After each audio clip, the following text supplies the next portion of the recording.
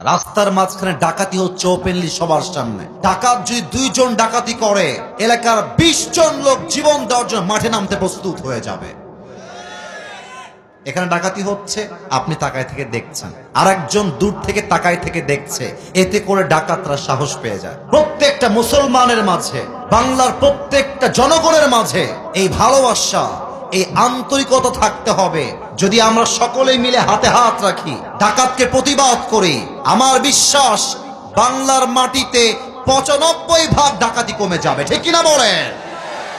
বাংলাদেশ কিন্তু এখন চুরি, ডাকাতি, ছিনতাই আর ধর্ষণ দিয়ে ভরে গিয়েছে। যারা ধর্ষণ করছে, ধর্ষকদের বিচার হবে ইসলামিক শরিয়া অনুযায়ী। ইসলামিক শরীয়তে যেই নিয়ম আছে, এই নিয়ম দিয়ে বিচার করতে হবে। যেই ধর্ষণ করবে তাকে মাটির নিচে গেড়ে দিয়ে পাথর মেরে তাকে হত্যা করতে হবে। যুবক ভাইরা, ঠিক কিনা বলো? আমি বিশ্বাস করি বাংলার মাটিতে যদি ইসলামের রাজ কায়েম হয়ে যায়, আগামীর দেশটা হবে শান্তির দেশ। আগামীর বাংলাদেশ হবে সোনার বাংলাদেশ। ঠিক কিনা বলে? আল্লাহর কোরআন দিয়ে শাসন কায়েম না হলে এই জমিনে ইনসাফ কায়েম হবে না। আচ্ছা, বোঝাবার জন্য একটা উদাহরণ পেশ করছি। এই যে ক্যামেরা ধরে আছেন ভাই, আপনি দাঁড়ান তো। আপনাকে ধমক দিব না, আপনি দাঁড়ান, ধমক দিব না। ট্রাস্ট মি, বিলিভ মি, আমি আপনাকে অনেক ভালোবাসি আল্লাহর জন্য। ক্যামেরা অলরেডি আপনার ওপেনও আছে। আপনার নাম কি? সাব্বির রহমান, শামসুর রহমান। বাসা কি আশেপাশে? আচ্ছা, আপনি দাঁড়ায় থাকেন, আমি আপনাকে দিয়ে একটা এক্সাম্পল দিব, উদাহরণ দিব। আমার শামসুর রহমান ভাইকে দেখা যায় নাকি যায় না? এই সাতক্ষীরার ভাই, কথা কতি হবে, কথা না কলি ওয়াজ হবে না নে ভাই। ওনার নাম কি? শামসুর রহমান। ওনাকে দেখা যায়? আচ্ছা, মনে করেন মাহফিল শেষে যাওয়ার সময় শামসুর রহমান ভাইয়ের সঙ্গে আমার খুব মারামারি লেগে গেছে। উনি বলছেন এইটা না, আমি বলছি এটা আছে। মারামারি। দাঁড়ান দাঁড়ান দাঁড়ান, থামেন। নতুন নতুন বোঝে না। আচ্ছা, কথা শেষ করে তারপরে বুঝবেন। এখন শামসুর রহমান ভাইয়ের সঙ্গে ঝগড়া লেগে, এমন একটা ঝগড়া লেগে গেছে, আমি একটা রামদা নিয়ে এসে দিয়েছি পায়ে একখান কোপ, ওনার পা গেছে কেটে, ডান পা কেটে একদম পড়ে গেছে। এবার আপনি বসেন।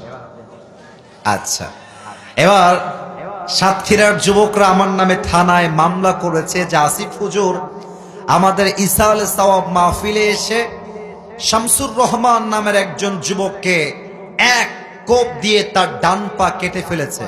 কথা কি বোঝা যাচ্ছে ভাই? কথা কি বোঝা যায় ভাই? আচ্ছা, এবার পুলিশ আমাকে গ্রেফতার করে নিয়ে গিয়েছে থানায়। 3 দিন পরে আমার কোর্টে বিচার হবে। আমাকে কোর্টে তোলা হয়েছে। আমি একজন আসামি হিসেবে কাঠগড়ায় এমনি দাঁড়িয়ে আছি। জজ সাহেব বলছেন অর্ডার অর্ডার অর্ডার। আসিফ হুজুর কি অন্যায় করেছে সাতক্ষীরার ভাইয়েরা, আপনারা আমাকে বলুন। এক যুবক দাঁড়িয়ে বলছে, জজ সাহেব, আসিফ হুজুর আমাদের মাহফিলে এসে ওয়াজ শেষ করে একজন যুবক, তার নাম হচ্ছে শামসুর রহমান, একখান কোপ দিয়ে তার ঠ্যাং কেটে ফেলছে। এখন জজ সাহেব বলছেন, না, আপনাকে দেখতে অনেক সুন্দর লাগতেছে, বাট লোক আপনি বেশি একটা সুবিধার না। এখন আমার নামে বিচার কি হবে? বাংলাদেশের তথাকথিত আইন অনুযায়ী, ল অনুযায়ী বিচার হলো যে আসিফ হুজুরের 1 বছরের জেল হবে আর 3 লাখ টাকা জরিমানা হবে। এবার সাতক্ষীরার মানুষদের থেকে আমি উত্তর চাই, 1 লাখ টাকা জরিমানা আর কয় বছরের জেল?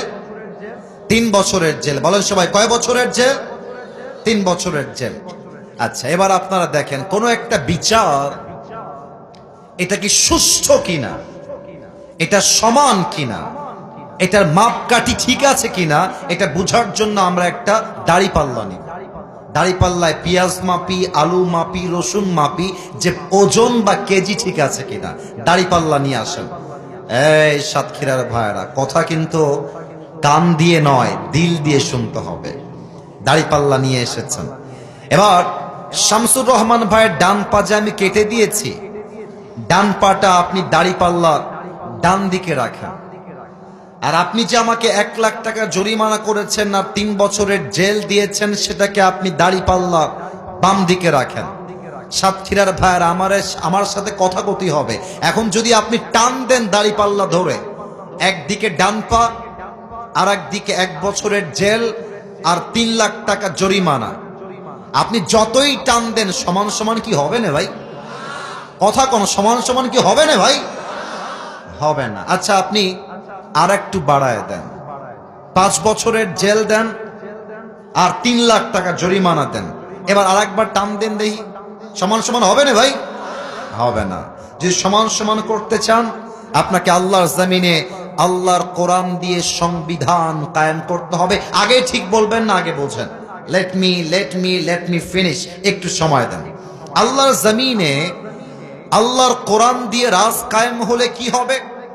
কোরআন বলছে কেউ যদি তোমার নাক কেটে ফেলে, নাকের বদলে নাক, কানের বদলে কান, ঠোঁটের বদলে ঠোঁট, হাতের বদলে হাত, পায়ের বদলে পা, জানের বদলে জান তোমাকে ছিনিয়ে আনতে হবে।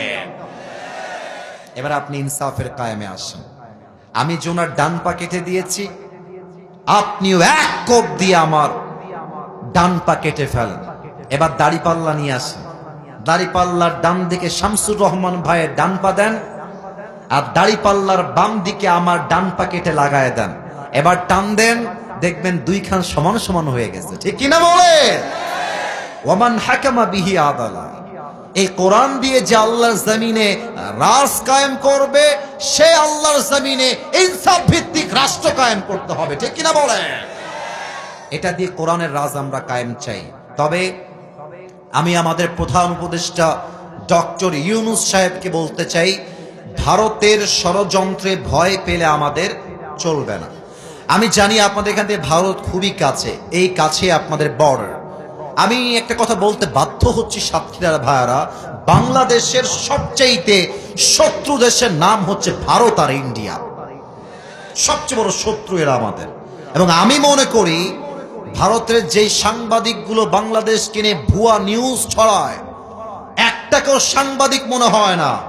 এগুলোকে মনে হয় ঢাকার গুলিস্তানে জাইঙ্গা বিক্রি করলে বেশি মানাবে সাতক্ষীরার ভাইয়ারা। আর কি বলে চট্টগ্রাম নিয়ে নিবে, ফেনী, হ্যাঁ ফেনী নিয়ে নিবে। তা আমি কই কি, নীতি হলি তো তোমারে আসতে হবে না, তুমি আসো, তারপরে খেলা হবে, তারপরে বোঝা যাবে কে কারটা নিবে। যুবক ভাইরা আছে কিনা বলো?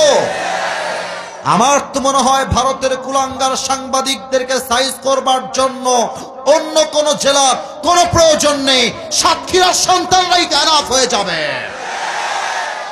আল্লাহ যেন কবুল করে, পড়েন সবাই আমিন।